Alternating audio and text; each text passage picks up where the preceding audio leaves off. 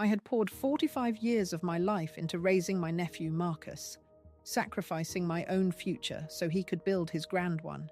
But the day I told him I was forced into early retirement, he called me a financial liability and gave me 2 days to leave the guest cottage I'd called home. What he didn't know was that a quiet, kind woman I'd cared for was about to change everything with a single, unexpected bequest. The cold parlour air bit, sharp as any blade. I sat on the edge of a pristine velvet stool, its ornate legs digging into the expensive rug. Every detail of Marcus's grand parlour, from the gleaming mahogany to the heavy velvet drapes, felt designed to announce wealth, to impress, to remind me of my place. A silent, unwritten rule hung in the air. This isn't yours.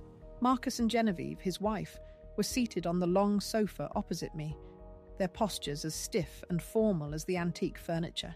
They had been sipping claret when I arrived, their conversation a low hum of polite society, until I'd interrupt. "Marcus," I began, my voice a little reedy, "I need to talk to you." My nephew, a tall man, whose tailored suit seemed to fit his ambition, slowly lowered his glass. His eyes, usually distant, held a flicker of something I couldn't quite name. Annoyance? Impatience? He exchanged a brief, almost imperceptible glance with Genevieve. She simply tilted her head, her perfectly coiffed hair catching the light from the massive chandelier overhead. "Yes, Aunt Elara?" Marcus asked, his tone flat, devoid of warmth. "The hospital." I paused, finding it hard to breathe. The words seemed to stick in my throat, heavy with the weight of 45 years. "Westbridge is downsizing. They're forcing me into early retirement." A beat of silence. It wasn't a listening silence. It was a calculating one. Marcus didn't shift. Genevieve didn't move. "When?" Marcus asked, his voice still unnervingly calm. "End of the month." "The severance?" "It won't last long. And my pension will be reduced, since I'm leaving early." I tried to force a smile, a gesture of reassurance for myself more than for them. But maybe it's a blessing. I thought I could help more around here, do some volunteer work. Genevieve, who had been studying her polished fingernails, set down her claret glass with a sharp, deliberate click. The sound echoed in the quiet room. "Jonathan, we should discuss this privately." Marcus raised a hand, stopping her. "No need, Genevieve. Aunt Elara, this is unfortunate timing. We've actually been meaning to talk to you about the guest cottage situation." My stomach tightened, a cold, hard knot forming deep inside. "What situation?" I asked, my voice barely a whisper. The air seemed to grow thinner, harder to draw into my lungs. Marcus leaned forward, resting his forearms on his knees, a practiced, lawyerly pose. "We're converting it into a study. Now that I'm being called to the bar, the commute is killing me. And with the twins coming home for summer from Geneva, we simply need the space."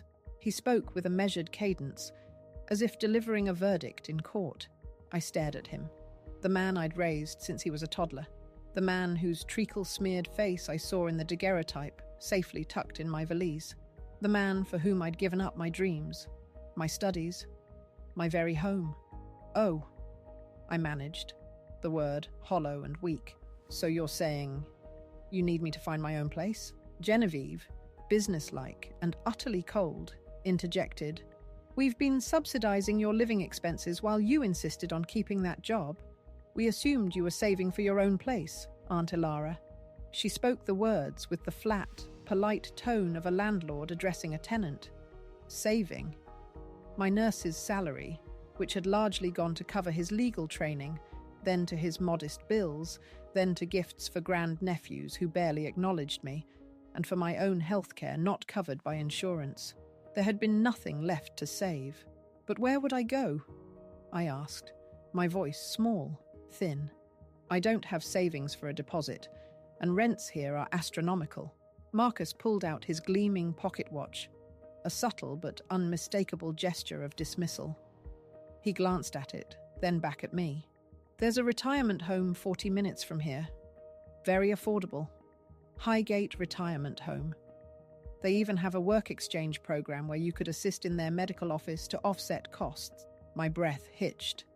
My head matron title, 45 years of dedicated service, reduced to this. You want me to live in a retirement home at 65 and work as an underpaid aide after being head of long-term care? The words felt bitter on my tongue.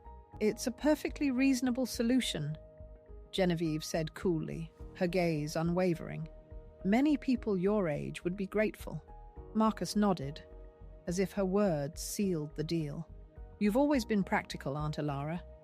Financially speaking, you've become a liability we simply can't sustain, especially with the twins' tuition and our renovation plans. A liability. The word hit me like a physical blow.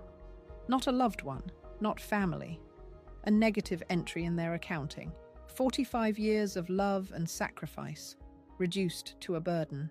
My world, a world I had built around him, imploded in that pristine parlor.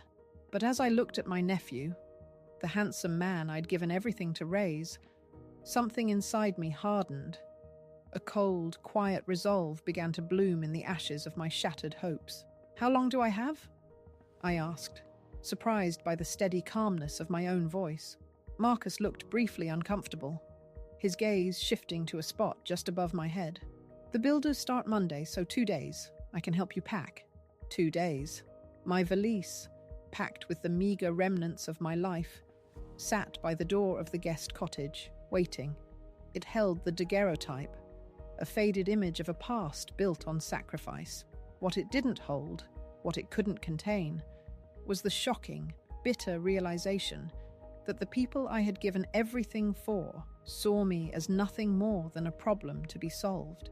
And as I turned and walked toward the door, leaving them in their opulent, silent parlor, I knew this wasn't the end.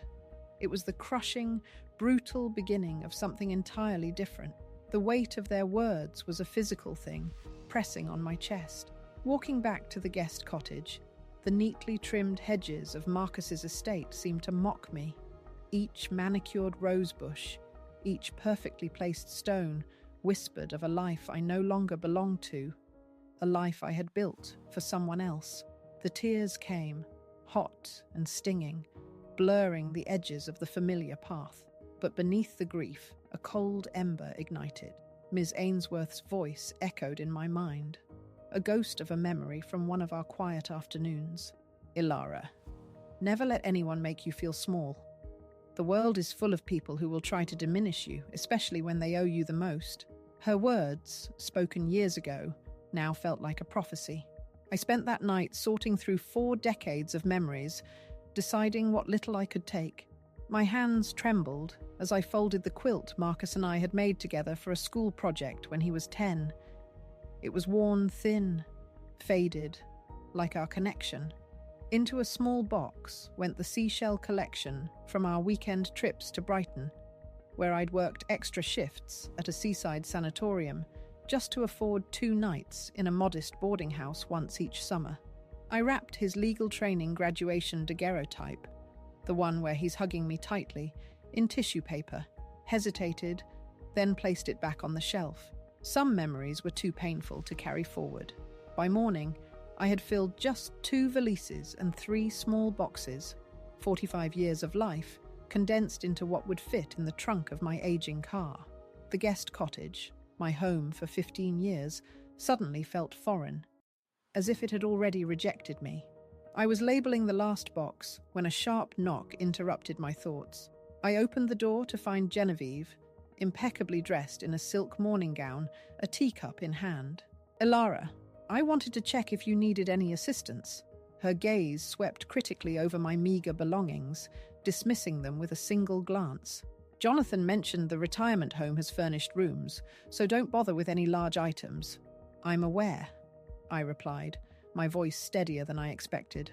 Most of my things will stay. She nodded, seemingly relieved. Good. We've scheduled the builders to begin demolition Monday morning at 8. Jonathan has arranged for a cartage service to take anything remaining to charity. Demolition, not renovation. They couldn't wait to erase any trace of my existence here. The twins are coming home for a long weekend, she continued, oblivious to the knife she was twisting. We'd prefer if you were settled elsewhere before they arrive. No need for awkward goodbyes. No need to explain to their children why they were kicking out their great-aunt. Genevieve checked her fob watch, making it clear our conversation was just another task to tick off her list. Jonathan set up an appointment for you at Highgate Retirement Home for this afternoon. The director is expecting you at 2. They're doing you a favor by expediting the paperwork. A favor. As if forcing me into a retirement home was an act of charity. I've already made other arrangements. I lied, surprising myself. A flicker of satisfaction, small but potent, danced within me at Genevieve's momentary confusion. Her perfectly groomed eyebrows arched. Oh, with whom? A former colleague? I said vaguely. I'll be staying with her until I find something permanent. It was the first time I'd ever lied to them, and something about Genevieve's momentary confusion gave me a strange power. She recovered quickly, her expression hardening. Well, that's for the best. Jonathan was concerned you might not be able to afford the retirement home without our help anyway.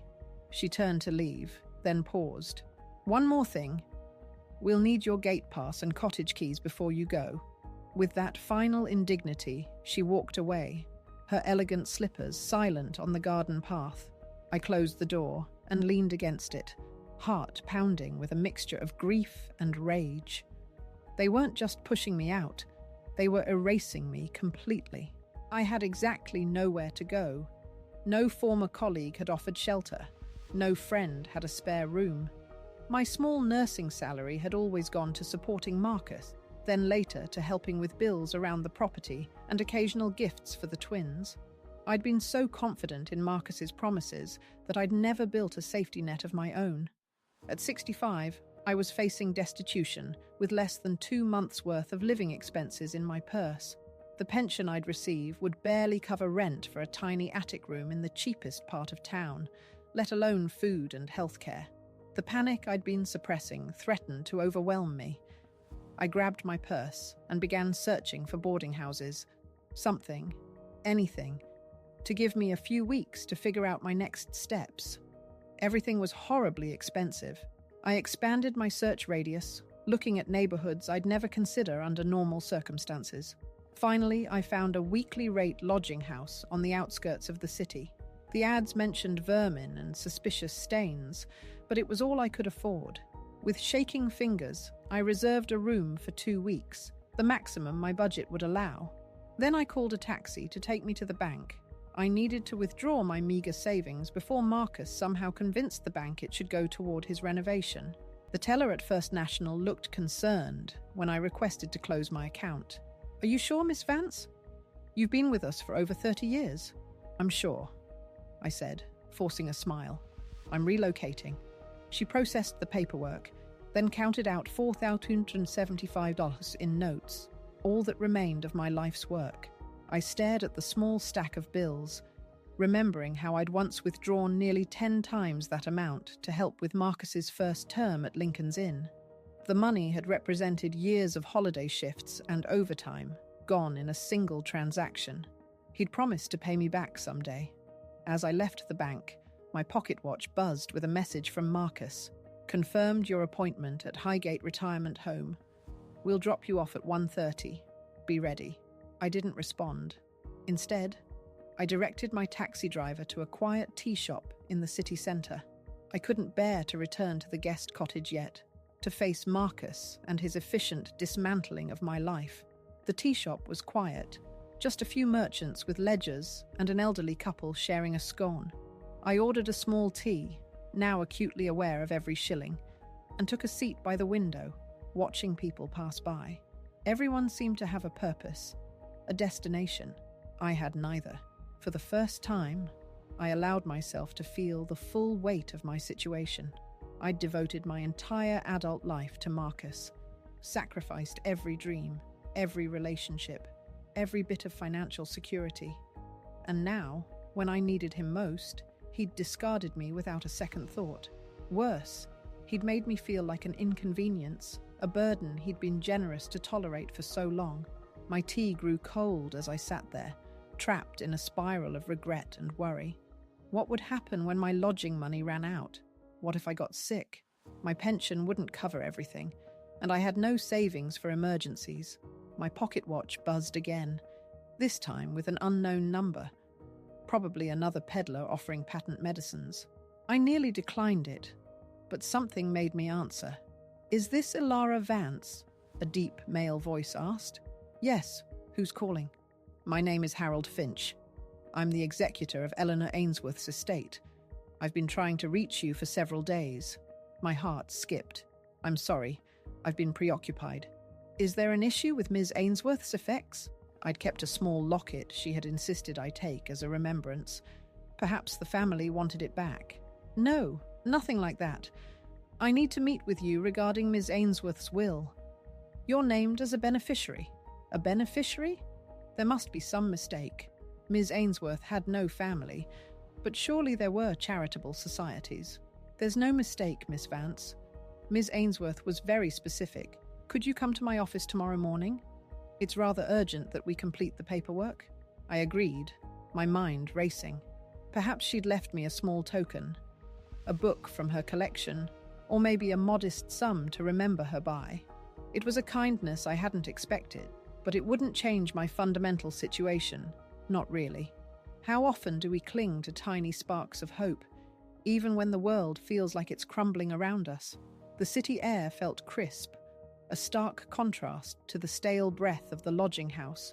I clutched my purse, the precious 4,275 feeling both heavy and terrifyingly light in its confines. The taxi journey from the Moonlight lodging house was short, but it spanned worlds. One moment, the flickering gaslight of the grimy street, the stench of damp and despair. The next, the driver was pulling up to a grand city building, its stone facade gleaming in the morning sun. This was the address Harold Finch had given me, the law offices of Blackwood, Finch and Associates. The entrance hall was a cavern of polished marble and hushed echoes. A liveried attendant nodded me towards a gleaming brass elevator. My reflection in its polished doors showed a woman with weary eyes, but a determined set to her jaw. I squared my shoulders. Whatever lay ahead, I would face it with the dignity I had always carried, even when others tried to strip it away. The top floor opened into a reception area that seemed to hum with quiet wealth. A smartly dressed young woman sat behind a massive oak desk, her smile kind, not pitying. "Ms. Vance? Mr. Finch is expecting you. Please come in. May I take your cloak?" Such simple courtesies. A genuine smile. A polite offer for my old, worn cloak. After the dehumanizing encounters with Marcus and Genevieve, after the grim realities of the lodging house, these small gestures nearly undid me. I cleared my throat. "Thank you." She led me to a waiting area that felt more like a private club. Plush leather chairs, tasteful artwork, and a vase of fresh, vibrant flowers. She offered me tea in an actual porcelain cup, not the chipped earthenware I'd grown accustomed to. I sat perched on the edge of a leather chair, back straight, ankles crossed, trying to project a composure I scarcely felt. My gaze drifted to the tall, leaded windows, which offered a panoramic view of the bustling city below. People rushed by, tiny figures with purpose, with destinations. I wondered what stories they held, what betrayals they might have faced. After a few minutes, a door opened, and Harold Finch emerged. He was just as I remembered him from the phone call, a distinguished man in his 60s, silver hair impeccably combed, kind eyes behind expensive spectacles. He walked with an air of quiet authority, but his smile was gentle. He extended a hand. "Ms. Vance, thank you for coming on such short notice. Please, come this way." He led me into a large meeting room, bright with morning light. Floor-to-ceiling windows framed the city skyline. A polished mahogany table dominated the center, surrounded by more comfortable leather chairs. He gestured for me to take a seat, then settled into the chair opposite me. "I understand you were Ms. Ainsworth's nurse for many years." 15 years, I confirmed, my voice steadier than I expected. Though toward the end, she was more friend than patient. He smiled, a genuine warmth in his eyes. "Yes, she spoke of you often and with great affection." She admired your dedication, both to your work and to your nephew. A pang shot through me at the mention of Marcus. Even here, in this place of new possibility, his shadow lingered. Ms. Ainsworth was very kind to take an interest in my personal life. More than an interest, it seems. Mr. Finch opened a leather portfolio, the soft rustle of paper filling the comfortable silence. He extracted several documents, neatly stacked. Ms. Ainsworth amended her will 3 years ago, after a particularly meaningful conversation with you. Do you recall discussing your retirement plans with her? I thought back, searching my memory. I vaguely remember. I mentioned that my nephew, Marcus, had encouraged me to live with his family when I eventually retired, as I'd helped put him through legal training and had limited savings of my own. I felt a familiar flush of embarrassment, laying bare my vulnerabilities to this kind stranger. Mr. Finch nodded slowly, a sympathetic glint in his eye. Yes, that's precisely what she recounted to me. Ms. Ainsworth was quite struck by your situation. She noted, and I quote from our conversation, that Ilara has given everything to a young man who may not fully appreciate the extent of her sacrifice. I wish to ensure she never faces destitution or dependence. My breath hitched. The air in the room, previously so still, suddenly felt charged. Had Eleanor... No, it couldn't be. Mr. Finch continued, his voice calm, clear, laying out the words that would shatter my entire world and then piece it back together in an entirely new shape. Therefore, Ms. Vance, as per the wishes of the late Ms. Eleanor Ainsworth, you are the sole beneficiary of her estate, comprising all her remaining assets, liquid and otherwise. That totals, after taxes and all bequests, a sum of £12 million. £12 million. The words hung in the air, heavy and shimmering. They hit me not as a shockwave, but as a slow, unfolding realization, a dawning light in the deep, cold darkness of the past few days. My life, just hours ago, crammed into a small valise headed for a vermin-infested lodging house, had just exploded into an unimaginable landscape of possibility. My heart, which had felt like a hollow drum, now began to beat with a new, vibrant rhythm. It was a sum so vast, so unexpected, it seemed to vibrate with promise, and in that moment, I knew, with absolute certainty, that everything had changed. What would a fortune like this truly mean for a woman who had given everything away? The world had shifted, but Marcus still saw only shadows. I returned to the guest cottage that afternoon, not in the dusty hackney I'd arrived in, but in Mr. Finch's personal town car. The plush leather seats, the hushed hum of the engine, the discreet tinted windows. Every detail felt like a silent declaration of my new reality.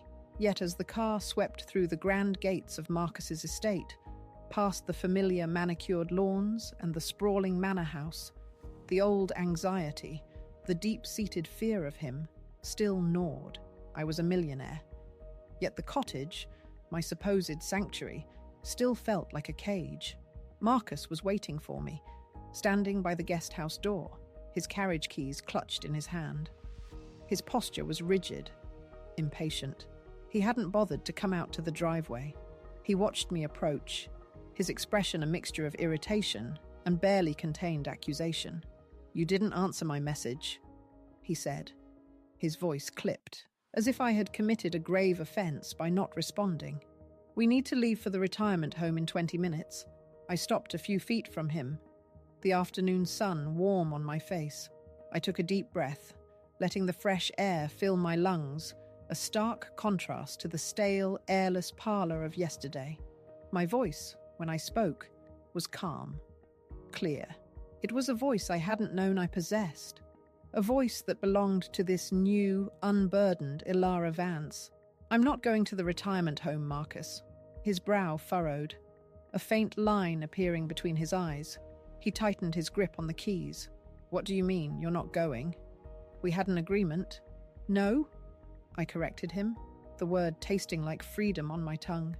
"You had a plan. I never agreed to it."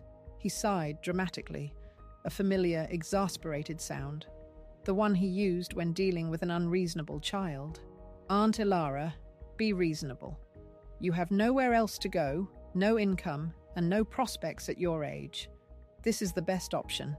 He spoke as if I were a stubborn patient refusing medicine, completely missing the steel that had replaced my usual pliability. I looked directly into his eyes, something I hadn't dared to do in years. I have an appointment tomorrow morning, I said, ignoring the jab about my age, with the executor of Ms. Ainsworth's estate. Apparently, I'm a beneficiary in her will. His posture shifted, subtly at first, then dramatically. The irritation in his eyes vanished, replaced by an intense, almost feral hunger. His grip on the keys loosened. He remembered Ms. Ainsworth. Of course he did. He'd helped himself to a bottle of her finest brandy during my last days nursing her, a casual theft he hadn't bothered to hide. A beneficiary? He repeated, his voice suddenly softer, more curious, less demanding. What did she leave you? I shrugged. A small, controlled gesture. The satisfaction of withholding information from him, of seeing the naked greed in his eyes, was a potent elixir. I don't know yet. Probably just a keepsake. But it could be money. The lie tasted sweet on my tongue. It wasn't a full lie, not exactly. It was a partial truth designed to watch him squirm. Marcus's mind was visibly racing, calculating, reassessing. His gaze flickered from my face to the distant manor, then back again. The contempt that had been so clear in his eyes yesterday was gone, replaced by a desperate, almost pathetic hope. Well, he began, his tone now cloyingly sweet, the kind he used when trying to charm a jury. This changes things. Completely. Why don't we postpone the retirement home visit? You should stay here until we know what's happening with the will. Family should stick together during transitions like this, Aunt Ilara. Genevieve and I are just trying to help you plan for your future. My future.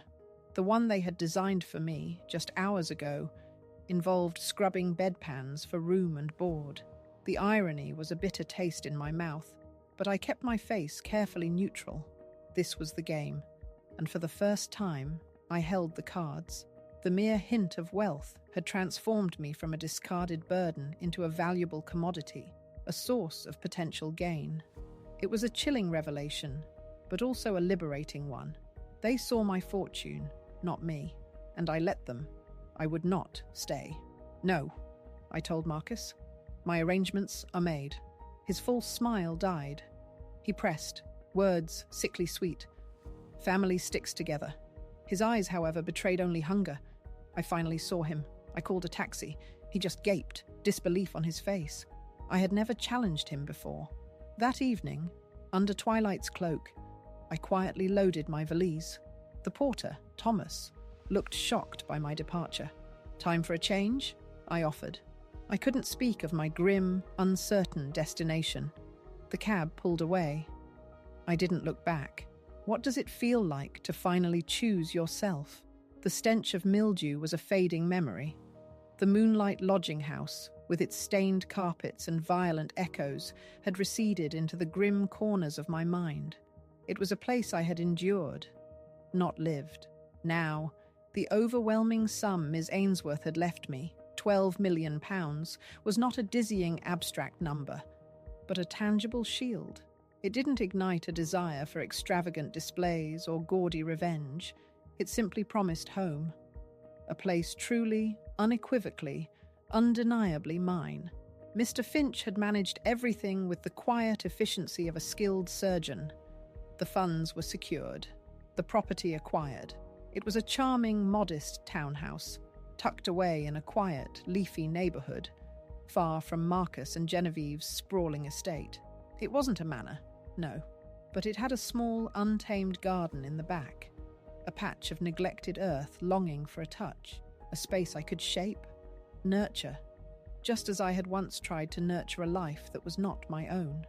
I spent my first days in the new house immersed in quiet purpose.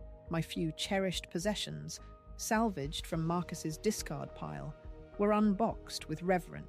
Each one now felt imbued with a profound, almost sacred significance. The old daguerreotype of Marcus and me once a source of deep, searing pain, now sat on my new mantelpiece, its faded image no longer capable of stirring the raw, open wound it once represented. It was a distant echo, a reminder of the vast, treacherous path I had travelled. His childhood smile seemed to belong to a stranger, a past life I had shed. My valise, that sombre symbol of forced displacement, now rested empty in a corner of my spacious closet, its leather breathing freely, ready to hold future adventures of my own choosing. Marcus called. Of course, he called. Repeatedly. His tone, once dismissive and cold, was now saccharine, cloying. "Aunt Elara, darling, why didn't you tell us? We would have helped you. We're family." He spoke the word family like a magic incantation, hoping it would conjure back the wealth he now knew I possessed.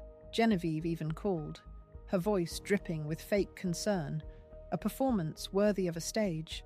"We were so worried. The manor feels empty without you."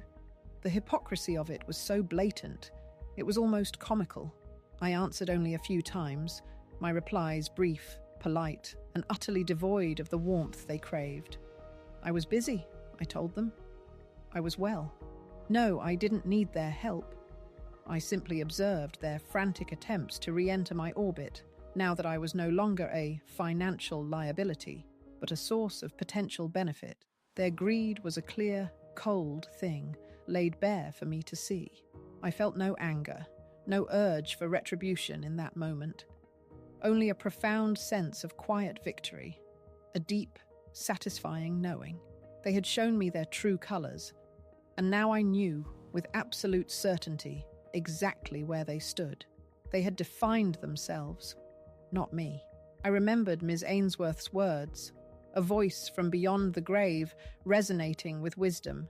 "Elara, never let anyone make you feel small. The world is full of people who will try to diminish you, especially when they owe you the most." She had seen me, truly seen me, even when my own blood family had chosen not to. Her legacy wasn't just financial, it was a profound affirmation of my inherent worth. A gift far greater than gold. The garden became my refuge, my canvas. I spent hours there, digging my hands into the rich earth, planting delicate roses and fragrant lavender, watching things grow. A small, vibrant life taking root under my care.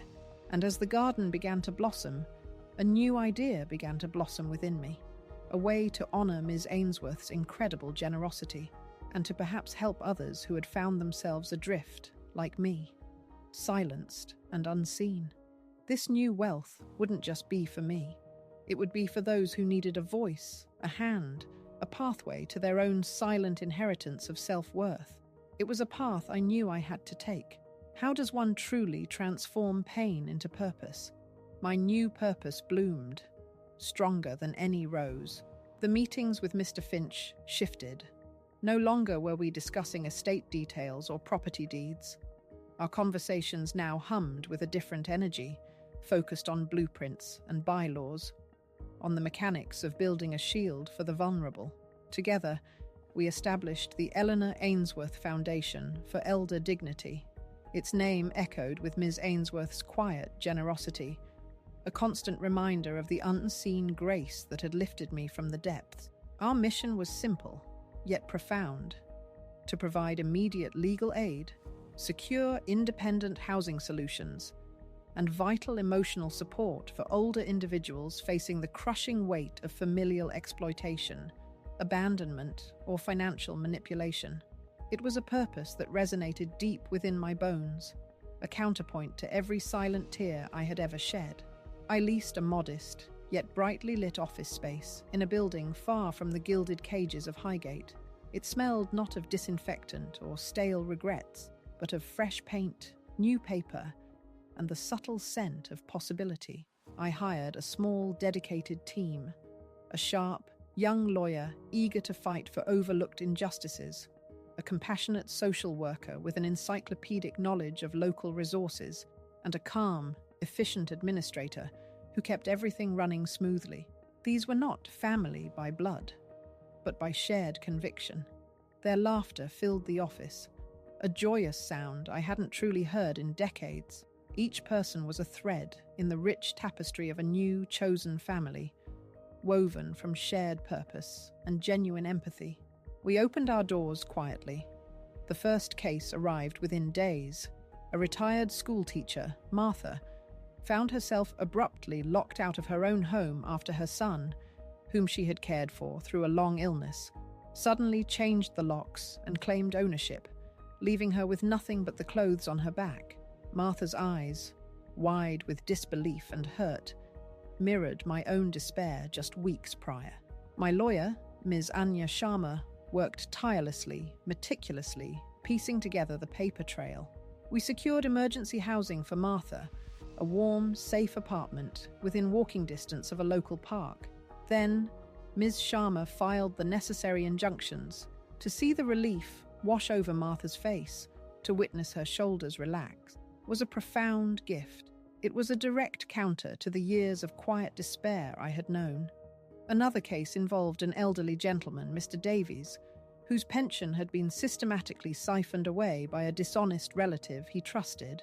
He arrived at our office, thin and defeated, carrying a plastic bag containing all his worldly possessions.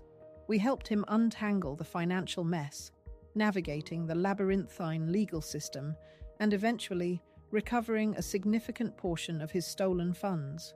Each success, each life we touched, felt like a direct counter to the tide of indifference and greed I had personally experienced. It wasn't about revenge, not truly.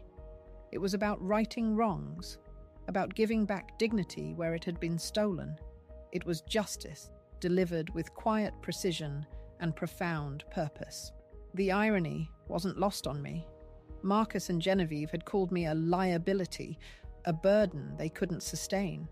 Now, I was a force for good, a voice for the voiceless. The funds that they had unknowingly despised, the wealth of a reclusive heiress I had cared for, were now actively dismantling the very systems that allowed people like them to thrive on the vulnerability of others. I felt a sense of fulfillment I had never known in my decades of sacrifice for Marcus. This wasn't a life lived for someone else, but a life lived by me, for something truly meaningful. The years of unseen labor, of unrecognized devotion, finally coalesced into something tangible and impactful. My own sense of worth, so shattered by their disdain, was rebuilt with every act of kindness extended, every injustice corrected. One unseasonably warm afternoon, as I reviewed case files, Mr. Finch arrived at the office, his usual calm demeanor subtly ruffled. He carried a plain, unmarked brown paper package. "This arrived for you, Ms. Vance," he said, handing it over. "No sender, no return address. Just delivered by courier this morning." My heart gave a faint flutter. I took the package. It felt surprisingly light. Inside, nestled amongst layers of tissue paper, were two items: a newspaper clipping, still fresh, and a folded court document. The headline on the clipping screamed in bold black ink: "Prominent barrister indicted in multi-million-pound fraud scheme." Below it, a photograph of Marcus. His face was pale, drawn, his usual polished composure utterly gone. The article detailed Marcus Thorne's involvement in a complex web of financial fraud and embezzlement that had been unraveling for months. It described shell corporations, offshore accounts, and the siphoning of client funds. The court document confirmed his formal indictment, a legal noose tightening around his once pristine reputation. I felt no elation, no surge of vindictive joy, only a quiet, almost sad understanding. A chilling recognition. Greed, left unchecked, always consumed its own. The financial liability, it seemed, was now on a very different side of the ledger, and that was just the beginning of how the true cost of betrayal would unfold. What do you think is the inevitable end for those who build their lives on the suffering of others? The headlines screamed, but my world hummed with quiet purpose. News of Marcus Thorne's downfall spread like wildfire through the city's legal and social circles. It was splashed across every broadsheet, whispered in every club, dissected on every street corner. The scandal was immense, a complex web of fraud and embezzlement that had been unraveling for months, now laid bare for all to see. It impacted his prestigious law firm, shattering its reputation. It impacted his standing in society, reducing him from respected barrister to reviled criminal. And, inevitably, it impacted his personal life with devastating force. Genevieve, the baronet's daughter, initiated divorce proceedings with a ruthless efficiency that would have made Marcus proud.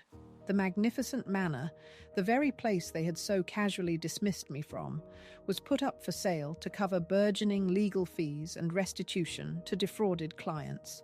Its grandeur, once a symbol of their ascent, now became a monument to their ruin.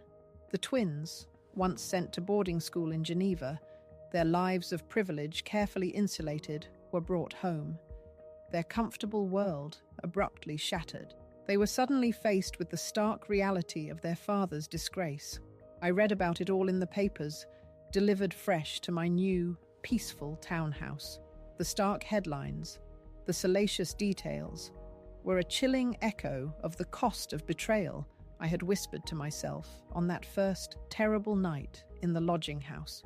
There was no triumphalism in my heart, no surge of vindictive joy, only a quiet, almost somber recognition of cause and effect.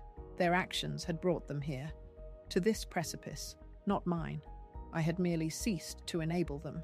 I had merely stepped out of their destructive path. The universe, it seemed, had a way of balancing its own books. They had sought to make me a pauper, a burden, and now they faced ruin. It was not the justice I had actively sought in the moment of my despair.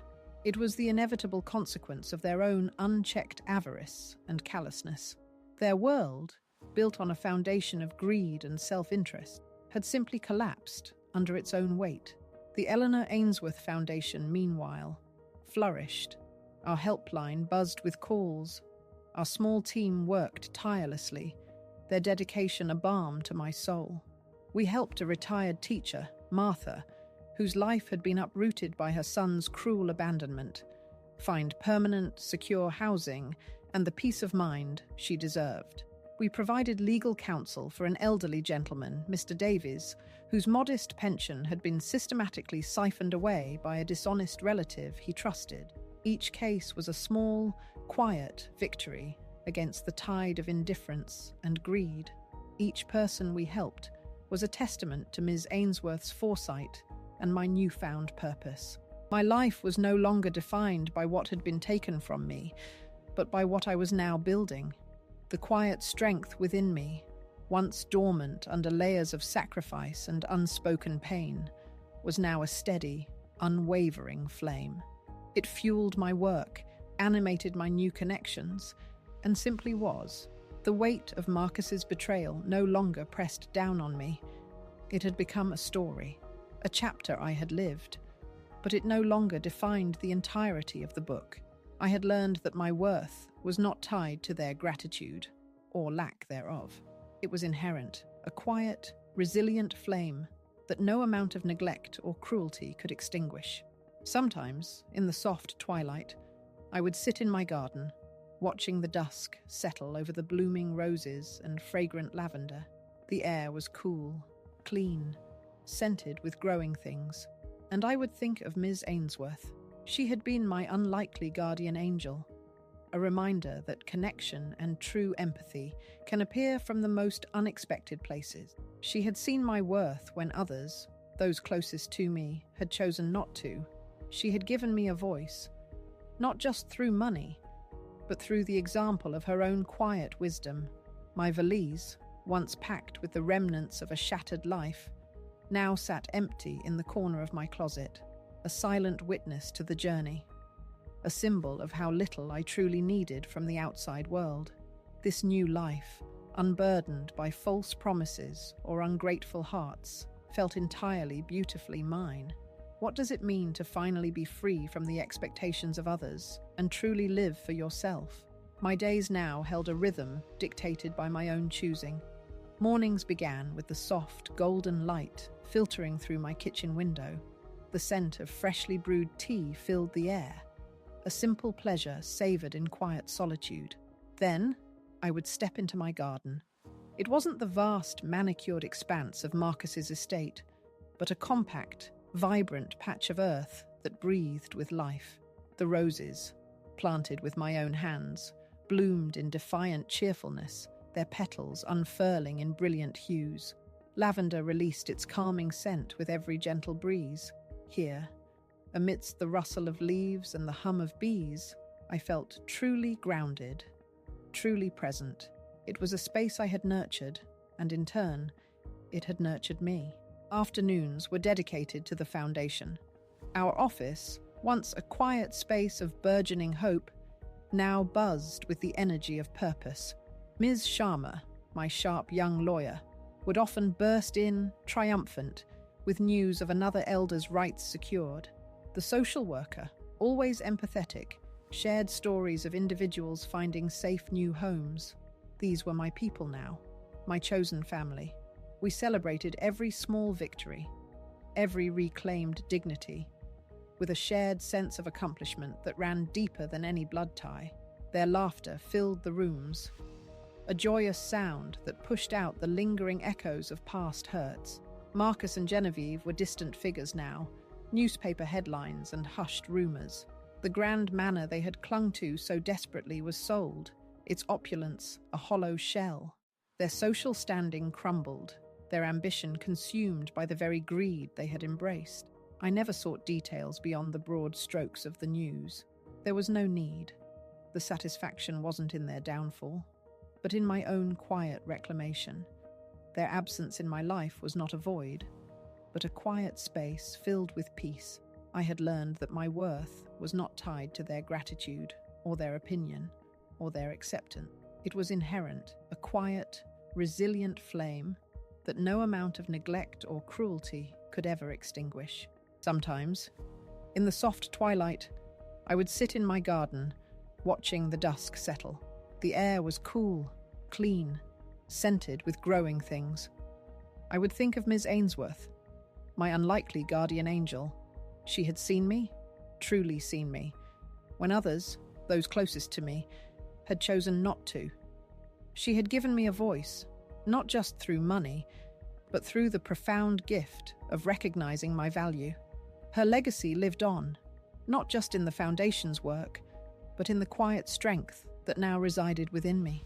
My small valise, once packed with the meager remnants of a shattered life, now sat empty in the corner of my closet, a silent witness to the journey. It no longer represented a life being discarded, but a freedom from the very idea of being packed away.